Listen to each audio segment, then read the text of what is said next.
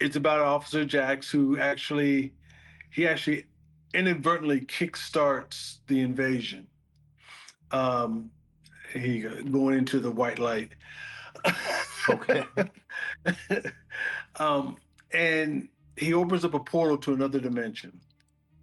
And berserkers and witches and sorcerers, and they all come through.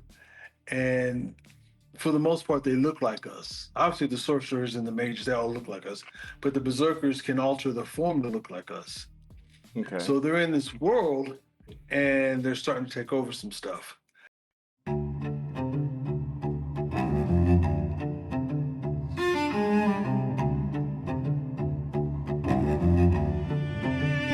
Fitz of Writing.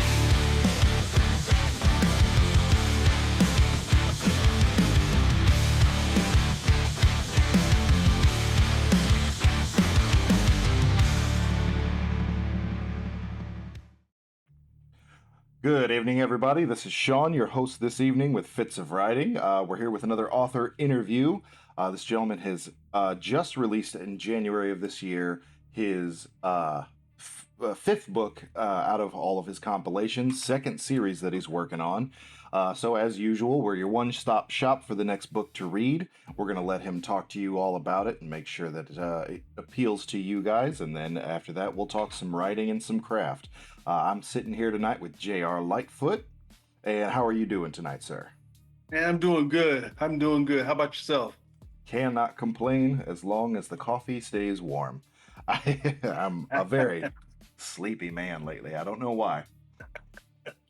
But yeah, I when we were taking submissions for the season 2 and everything, me and Ryan, we both really enjoyed the little clip that you sent in. But I believe that was from the Reaper series, right? Yes, that's from the Reaper series. Yes. Yeah, and oh, go ahead. Go ahead. Go ahead. Well, I was Well, gonna say the Reaper series is more of a Christian horror or Christian fantasy thing. Uh, J- uh, Drop is more of an urban fantasy. So I'm kind of touching on both sides. So if you're more into that um, nowadays type police type stuff, yeah. definitely Police Annuals of Jax is your way to go. If you're like me, sword and sorcery, back in time, Reaper series is the way to go. It's funny. I'm actually kind of playing around with an urban fantasy as the first one I've ever written myself, Yeah, getting out of the swords and sorcery kind of thing just to see how I like it, and it's very different. But it's not such a stretch to write dialogue. Just no, kind of no, usually think about what me and my friends would say. It's make exactly. make everybody sarcastic and say a lot of cuss Yeah, words. absolutely. That it works. It works. Yeah, the challenge just kind of comes more in the I guess how wide the scope is of the world and how all of the different aspects when you don't when every house is just a cottage with a thatch roof, it feels like there's a Yeah, little less to write where there's a lot more to describe absolutely. in urban. That can be difficult, but I'm getting ahead of I myself. think. I think. Well, it's okay. But I'm saying the one thing that I've always wanted to write is sci-fi. Really? Um, I love urban. I mean, I love the sword and sorcery stuff, but I've tried sci-fi twice, and I ended up making it too big. Oh, Um, the whole galaxy thing, and then going off on tangents, and I've just kind of shot myself in the foot the two times I tried sci-fi. So for me, urban it sits really well. Yeah, you obviously have different kingdoms and all the other good stuff, but it's for me it's a lot easier to stay focused with the sword and sorcery stuff and the urban stuff. yeah. I'm still gonna get that sci-fi down, but I end up just the galaxy is just too big, so Yeah. I gotta learn how to narrow that down.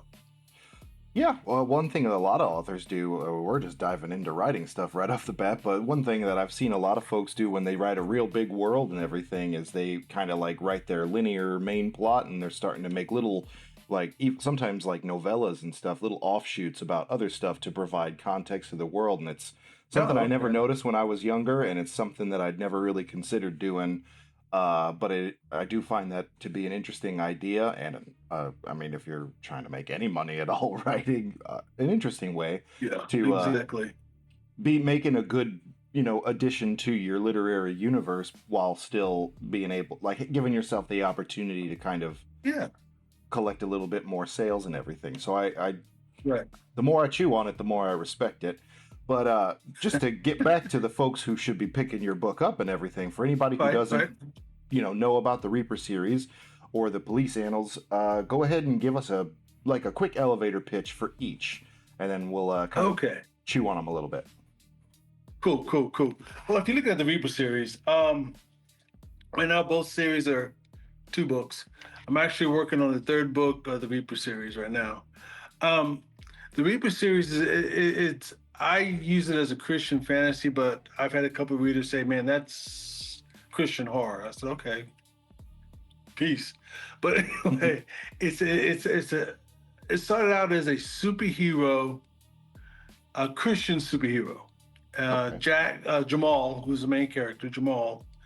Um, he is a battle monk, and he has the ability to call on the power of an angel when in desperate times.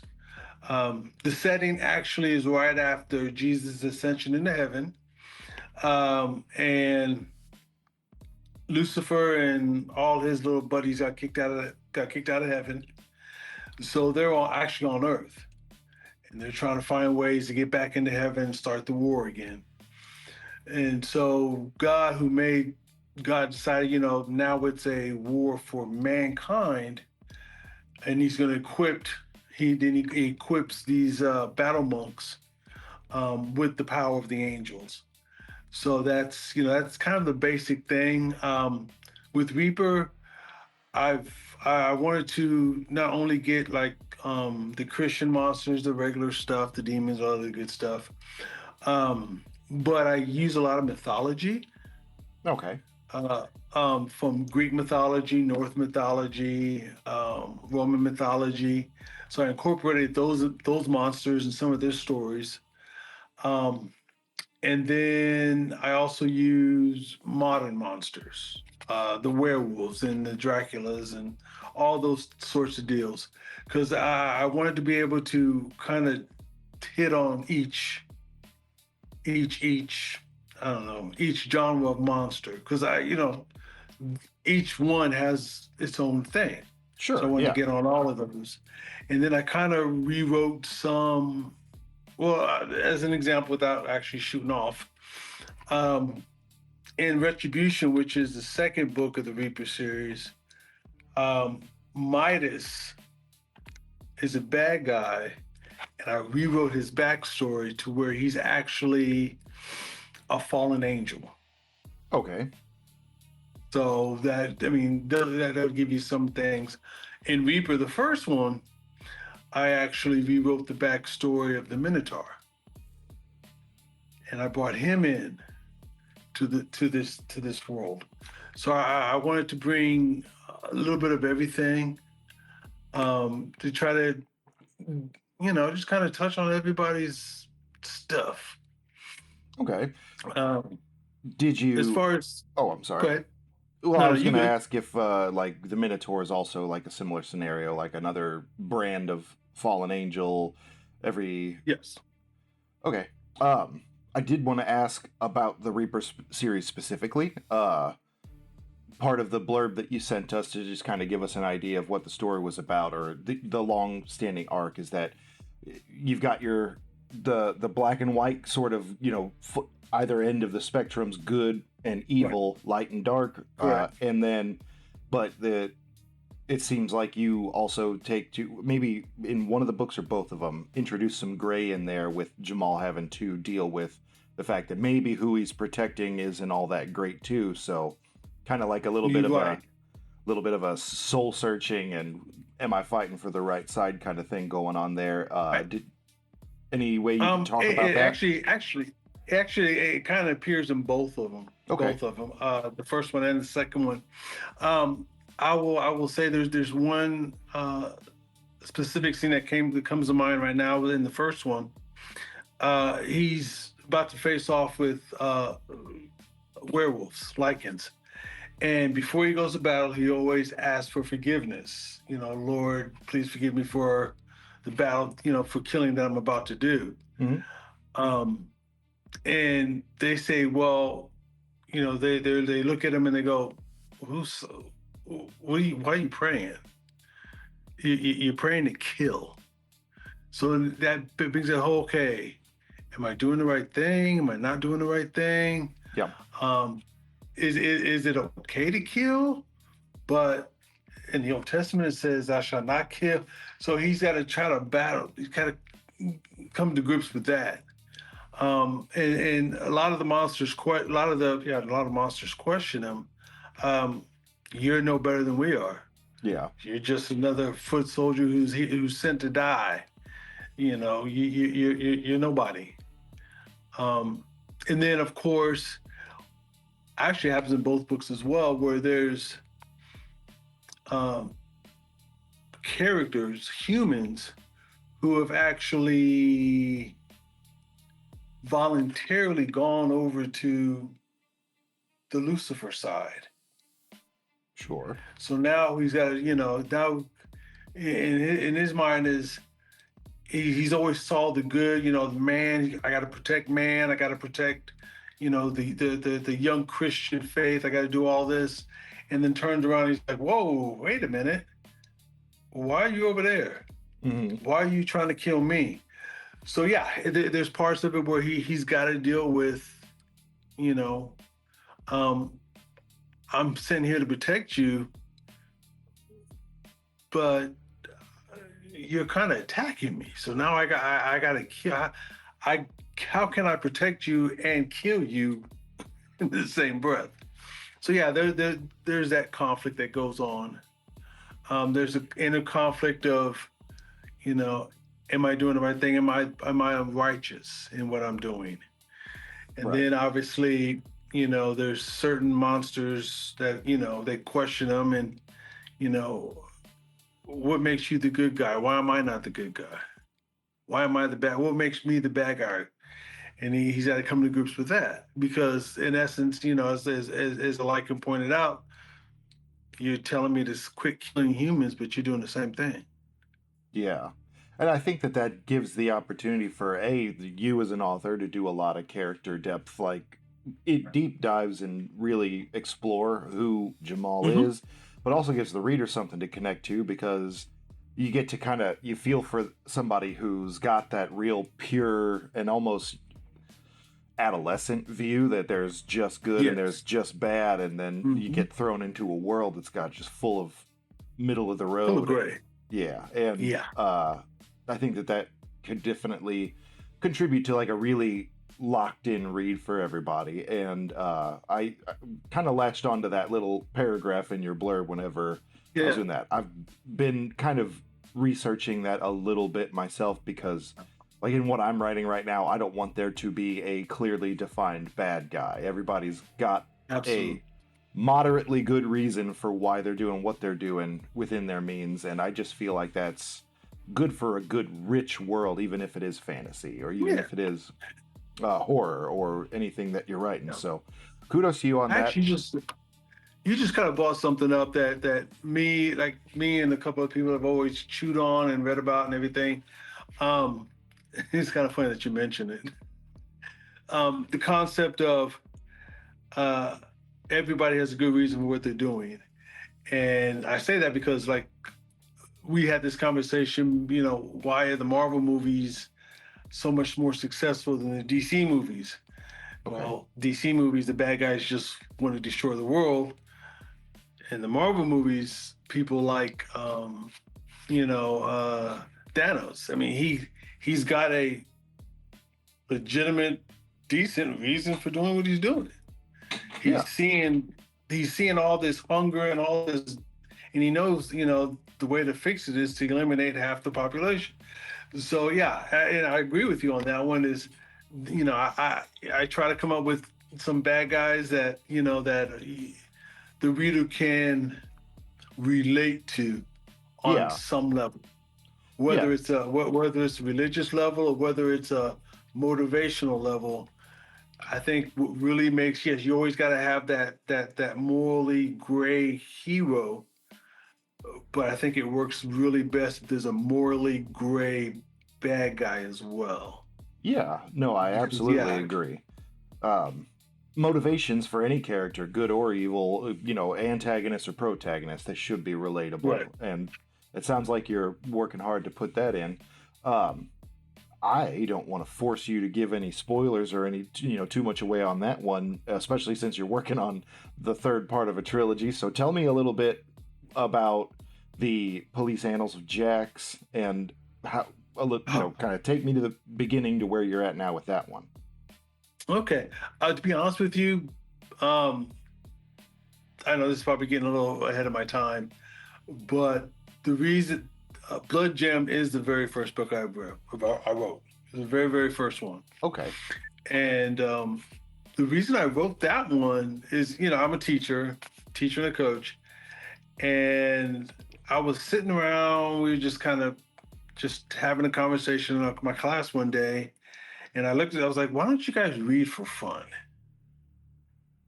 And they said, there's no authors out, there's no good guys out there that looks like us, talks like us, and there's no situations that we can relate to. Okay. Inner city school. So I was like, oh, okay. So that's where the inspiration for Blood Gem actually came from. It is about a police officer, Jax. I don't know. Don't ask me about the J's. I have no idea. It's about Officer Jax who he actually inadvertently kickstarts the invasion. He going into the white light. Okay. And he opens up a portal to another dimension. And berserkers and witches and sorcerers, and they all come through, and for the most part they look like us. Obviously the sorcerers and the mages, they all look like us, but the berserkers can alter their form to look like us. Okay. So they're in this world and they're starting to take over some stuff. With the invasion also came a couple of good guys. I'll just say that. So now we have the Fort Worth Police Department, because I live in Fort Worth. The Fort Worth Police Department has a secret task force to go find these monsters, so to speak. So a lot of situations, a lot of scenarios, a lot of places, my students, when they were reading, could actually, I know that place. Yeah. I know that street. I know where those are. And so for them, it drew them into the story. So now, where's he going now? He's driving on 35. Yeah. So I wanted to give him something to where, as the book is going, they can point out and say, yeah, I know where that's at. Yeah. So I mean, that kind of, it gave that relation. And the fact that he's a black cop who's very, very sarcastic, and doesn't really care, that kind of encompasses a lot of what they are. So the first book, there's been some ritual killings. I will say my both series, all my books really, are graphically violence. Okay. Graphic violence.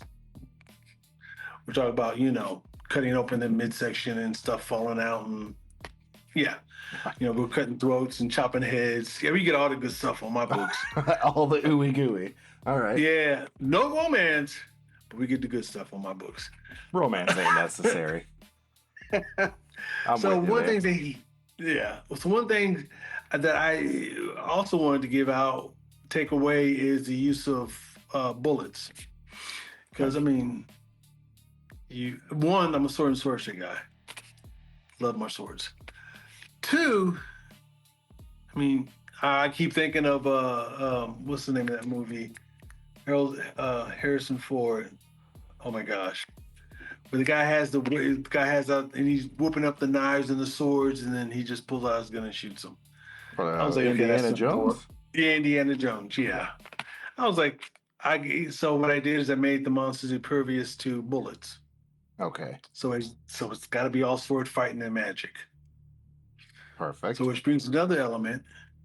It's got to be secret. So what they do, they can't, let the common people see that this war is going on. So that gives it a little bit of extra cover, so to speak. So anyway, there was a bunch of ritual killings. It actually starts in New York, and then they make a jump to Fort Worth, and then it becomes a race to get up the blood gem. The blood gem is actually going to allow the bad guys to bring the rest of the forces in, and if that happens, obviously we're in trouble. Right. Nobody's So having any fun anymore. Nobody's having any fun. So, and I will say, actually, both series, it's kind of like Game of Thrones. I have a lot of people dying. A lot of good guys die. Good. A lot of good guys die. So it's not a book to where, at the end, all the good guys are standing there all proud. Yes, we won. No. There's some casualties along the way. So I did it on purpose because I didn't want that perfect, I'm a superhero. I wanted it to be meaningful. I wanted it to be, it's people, everybody finna die. It was kind of one of those, hey, you don't know who's gonna come out alive and who's not. Yeah. So yeah, I did that. And then the second book, Drop, which is the latest one. It's obviously it's a continuation of Blood Gem. Now we have the Berserker clan has kind of moved off by themselves, and they created a drug called Drop. Okay. One drop, you're hooked.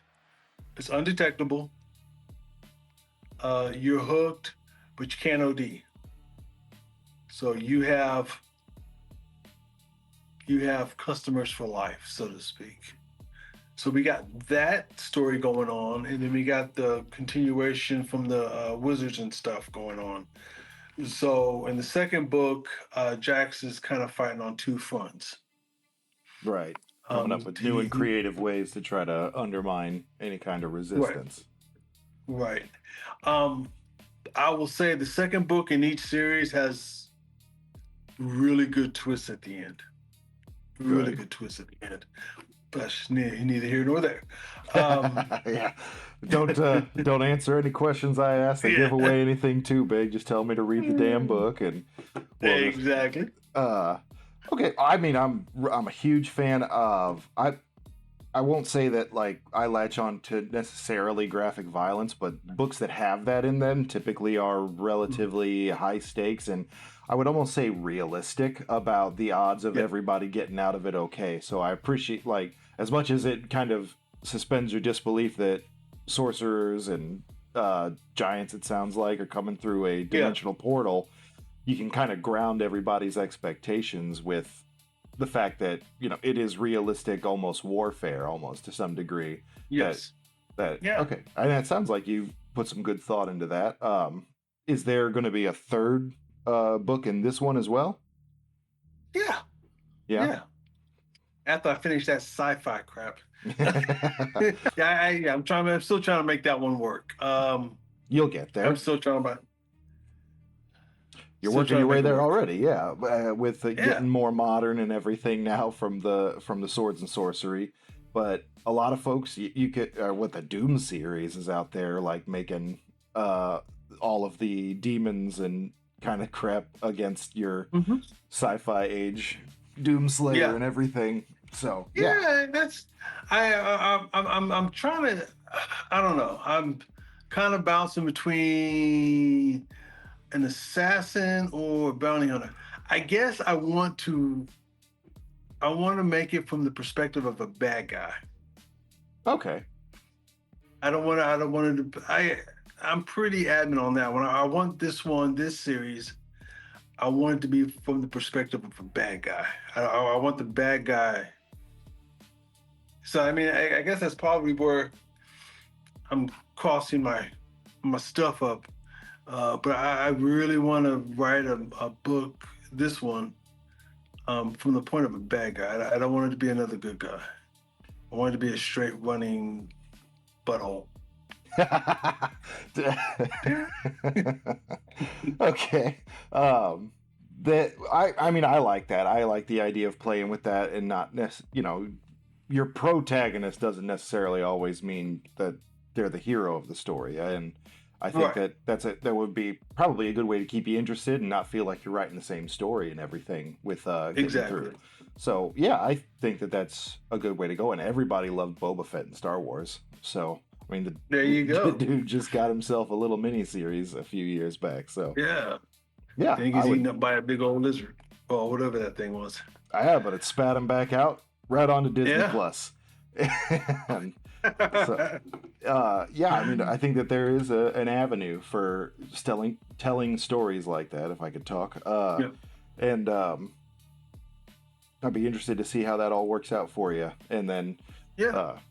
the scale thing, I think, is definitely going to be the part that takes some tweaking and tinkering. But I mean, I don't really have any kind of a leg in sci-fi. I don't have any advice for you Right. there.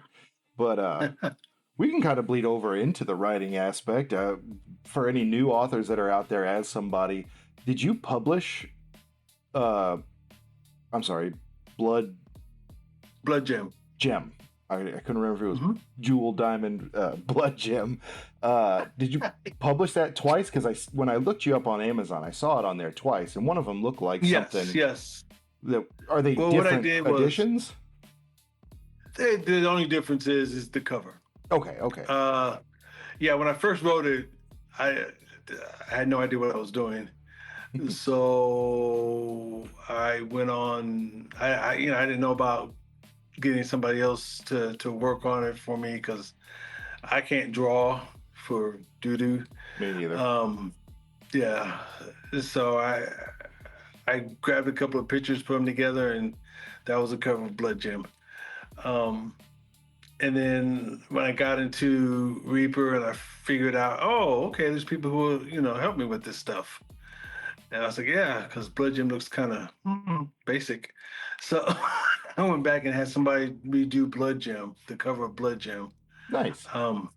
Yeah, if you look at the fifth book, To Steal a Crown, that was kind of funny, that one. It has nothing to do with any other series. When I wrote Reaper, my kids were like, "Hey, Dad, write a book with us in it. Write a book with us in it."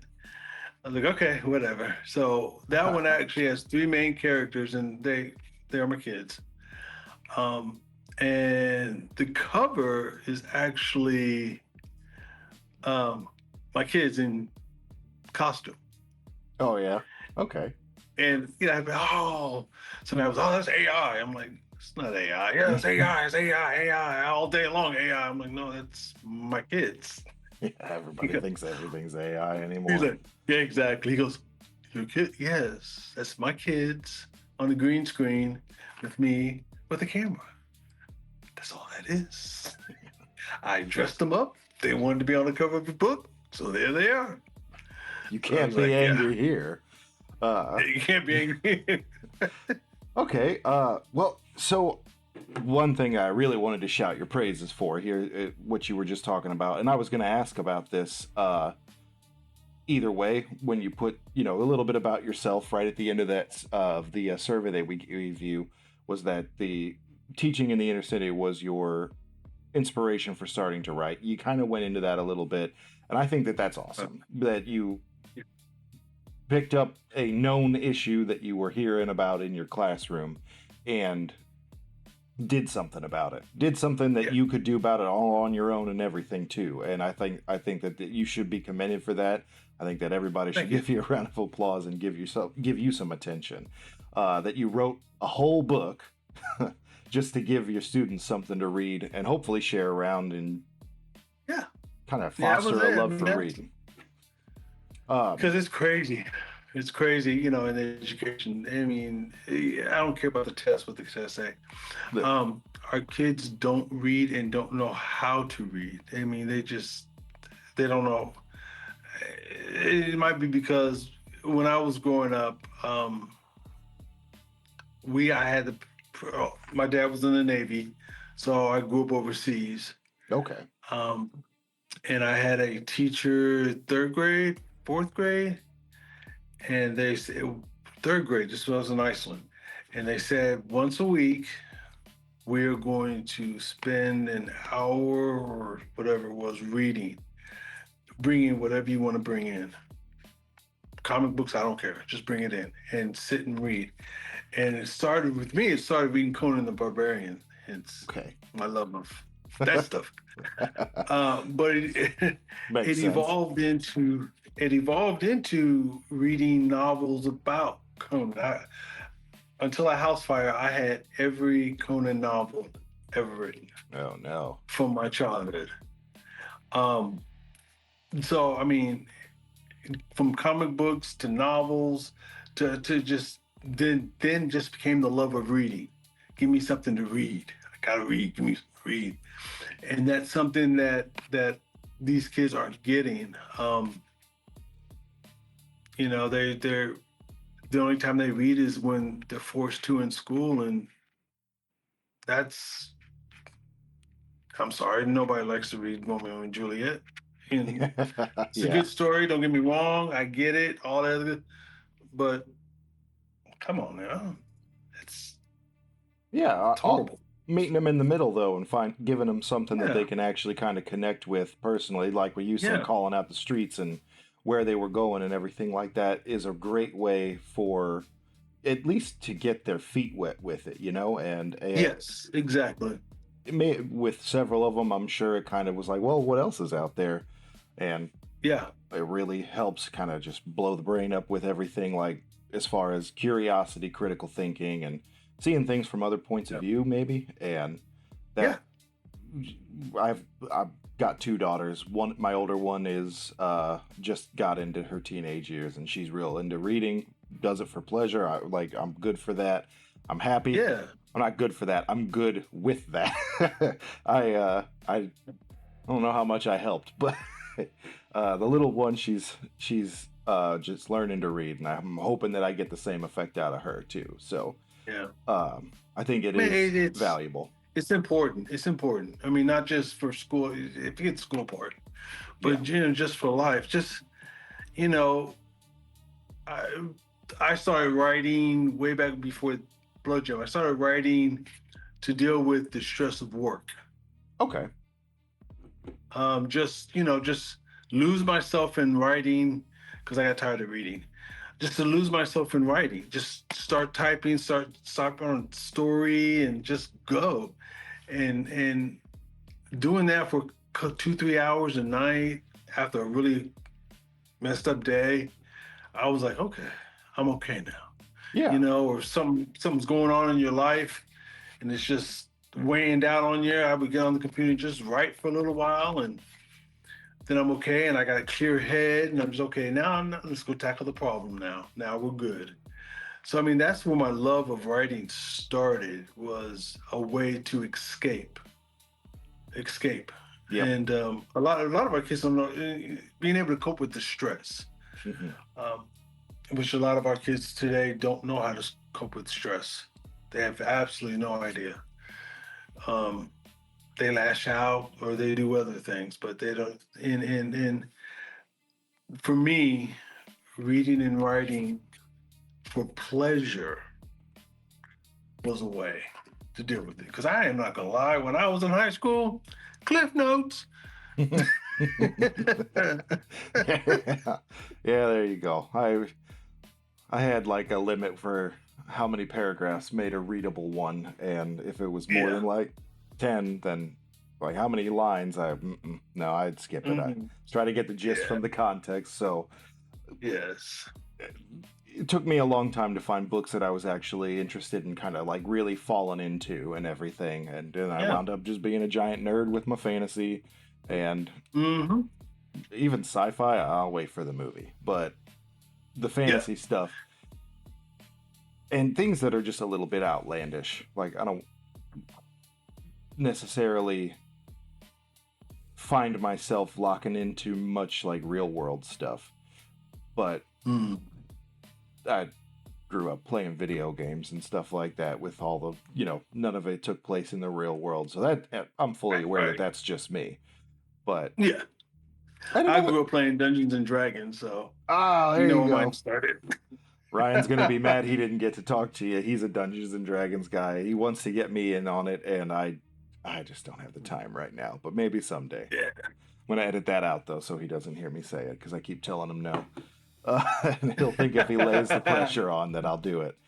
But I feel like that we've had a lot of folks on, especially this season, that have played that at least back in the day. But I Yeah, feel like that is its own kind of way of like storytelling and being really like it light on is. your feet with a plot line too. It Um, is. so yeah, I Because definitely think. yeah, Uh, because I didn't have the money to buy all the modules, hmm, so we made up our own we made up our own stuff. We made up our own adventures. We made up our own monsters, and we made up our own everything. So it gets that imagination, get the thought process. Oh, you're like, that don't make sense here.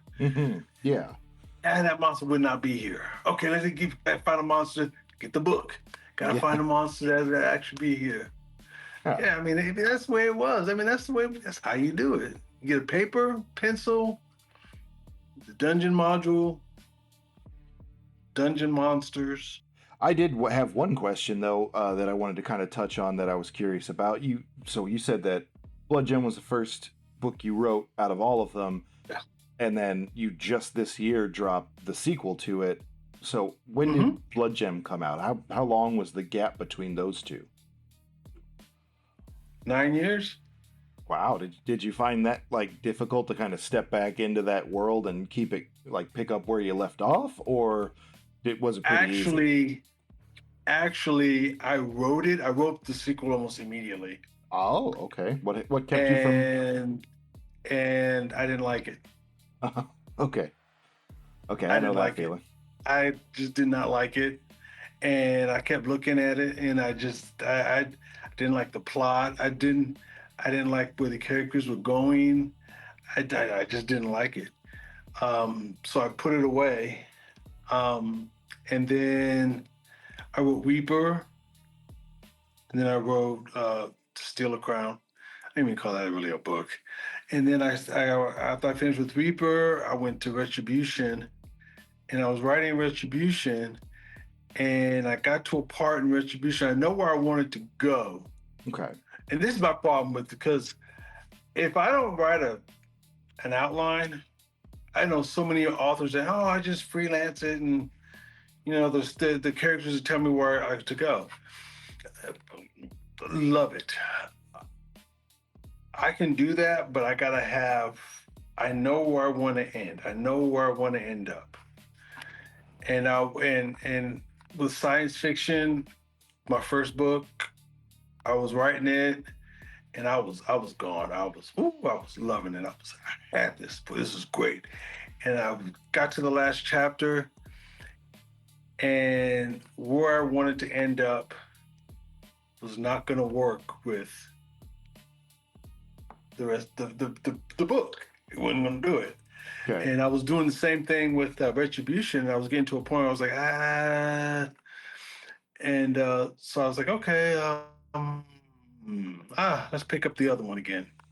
So I picked up Drop, and I started fixing it, reading it, fixing it, to do what I wanted to do in the first place. Okay. So I actually wrote Retribution and Drop almost simultaneously. Wow. And then I finished Retribution first. So I was like, okay, so I took a break from Drop to do the editing and all the other stuff. Yep. Got that done, then came back and finished the last, I think it was last 2 chapters of Drop, and then started finishing that up. Gotcha. But yeah, when I originally wrote Drop, I looked at it, I was like, this is stupid. Yeah, I know that feeling. That it's not what you had in your head. That like Right. internet meme where it has a picture of the T-Rex and everything, and then it's like the idea for my book, and then the like kindergarten drawing of a T-Rex, like the Yes. book I wrote. Yeah, I Or get you there. the meme I keep thinking of is all those what I think my pit bull should be like. And you got a muscled up dog and everything. And it goes, what do I end up having? Because I have pit bulls, and the little they're so different than what people think. Oh yeah, I mean, the pitties are just they're lovable dogs that just love to just sit on you. I'm like, that's the meme I'm thinking of. yeah. I feel like I've seen that before, and it was obviously a gal, and she was like in a tutu with a tiara or something, like all pink and stuff. Yeah. Yeah. But I'm sure that there's a million different versions of the meme out there. But yeah, I mean, it's exactly that. Like, but you sat on it and you never threw it out, and then 9 years later you came back and got it fixed up after kind of stepping into a different world for a while, and then getting to know your own writing. And I think that that's great advice for everybody out there. Like, if you don't like what your book feels like right now, you can come back later. Come back later. Yeah. And even after writing a whole new world, new literary universe and everything, you got any kind of an ETA on when the Third Reaper book's gonna be coming available? I'm hoping by November. Oh, Hoping this year. November timeframe. Okay, nice. That's what I'm hoping. As long as everything goes smoothly, yeah, it should be around November. Well, great. And you've been self-publishing the whole way through, right? Yes. I have done the same, and I feel like I'm going to keep doing it. I feel like I've talked to folks who have been very frustrated with the length of the process of getting traditionally published anymore, and it doesn't get you a whole lot of extra clout. You still got to go get out there and market and everything. So Yeah, go do your own marketing anyway. yep, might as well own the process and keep all the royalties. So and all the creative control, because each and every one of those books is your baby, and yep, we'll go exactly where you want it. That's I guess a concern or worry of mine is if I get published by a publisher, go there, pick up my book, and don't recognize it. Yeah, because they've changed so much. You just like, this is not me. Right. Yeah. Well, gosh, November. That's not that far away. So I'm guessing you are in the editing process on that right now? Yeah, I'm finishing up the last couple chapters, and then I'll start the editing. Well, good. I would be excited to hear about that coming out. Maybe we'll have you back on in season 3, and I'll let Ryan talk to you this time. There you go. And then, okay, well, we are getting close to that time, so I did want to give you a chance to tell everybody like where they can find your books, where they can follow you on the socials and everything, and then I might let you go for the evening. All right. You can find my books on Amazon. Okay. Goodreads. You can find the Reaper series on Barnes and Noble and Apple Books. Apple Books. Nice. Social wise, Facebook is JR Lightfoot. You can follow me there. Instagram is BamBam2953, which would be the same one for Threads. TikTok is Bernie.Lightfoot. Gotcha. What do you put on TikTok? Trailers I make. Okay, nice. Book trailers for my books. Yeah. Good. Just kind of I get them out there. I just play around with some stuff and see what I can come up with. And if I like it, I put it out there. Nice. Okay. Yeah. I've really only one other person that's ever made a book trailer, and was pretty short, So TikTok is like a good little short form place to be putting stuff like that out and get, eyes on your Yeah. stuff and everything. So, okay. Well, everything that you just said, as far as like purchase links and everything, and the places where your social handles and everything, that's all going to be down Yeah. in the video description. Um, Cool. Cool. I've got one last question for you that I've become kind of a fan of. All right. And what is something about literature, let's just say fiction or fantasy, even if you want to get specific, that's out here Okay. today that you are not a fan of? That I'm not a fan of, and I'm about to lose all kinds of readers on this one. Uh, um, I am not a fan of Harry Potter. Specifically, okay. What is it about Harry Potter that gets on your nerves? Them books are the movies are decent. I like the movies. I watch the movies. Well, The books, oh my gosh. When you spend, I don't know, I was like 2 to 3 pages describing a staircase that his room is located under. Oh, I have an imagination. Just give me the gist. Let my imagination fill in the blanks and move on. But she's a great writer, but oh my gosh. sometimes it feels like she's spoon feeding you a little bit. Yes, the detail is great if you're into that type of detail. But for me, it is so long and it just drags. When she goes off on tangents to make sure the explanation for how you talk about novellas. Hmm. When you build a universe, you use novellas to kind of fill in the blanks. The novellas are in the book. I got It's you. just like, oh my gosh, yeah. That's that. Like I said, the movie and the movie. Love the movies. Movies are good. I like the movies. Yeah. And from what I understand, they follow the book really close. It's just I have an imagination. Let me use it. Yeah. The movies kind of get unburned a little bit because you can show a whole visual spectacle and everything. Yes. Yeah, I don't know if maybe that's like a prevalent thing with YA fantasy and everything the way that it is. It's not a complaint I've heard. Is. Me and Ryan have kind of dug into the J.K. Rowling enough in the AOT sections that I kind of feel bad. I don't want to add to. I don't want to pile on anymore, but it is definitely it's a genre all its own, and it does feel like something where you would probably want to be a little bit extra descriptive, but even like Lord of the Rings and whatnot, people give Tolkien a whole lot of crap for, taking a few chapters to describe a tree. And yes, and you just like, okay, I know the tree is, dog. Just let's go. Yeah, Come on. I think It's really funny. Is I was on a panel one time, and this guy, he was all Tolkien. That's the father of fantasy. That's the father of fantasy. the gold I was standard.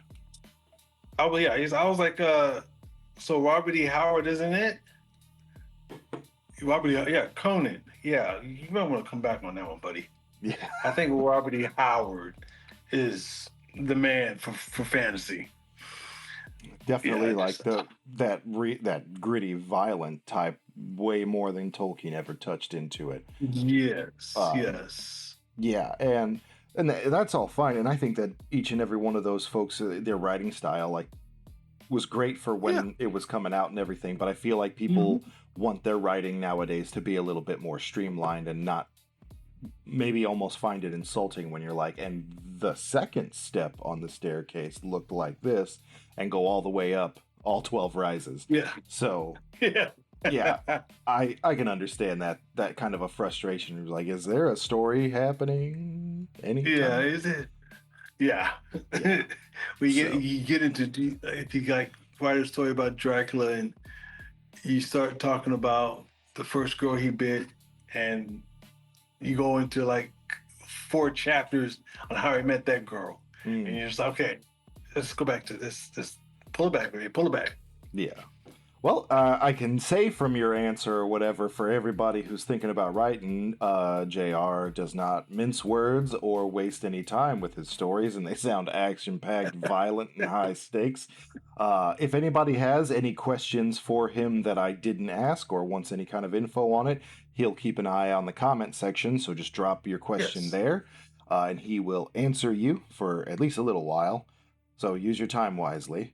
If you want to support everything that the channel's doing as far as trying to bring light to all of our emerging authors and everything, writing discussions, telltale competitions, give us a like, share, subscribe, semperscribe, whatever Ryan likes me to say, all that stuff. You got anything you want to say to everybody before we wrap it up, JR?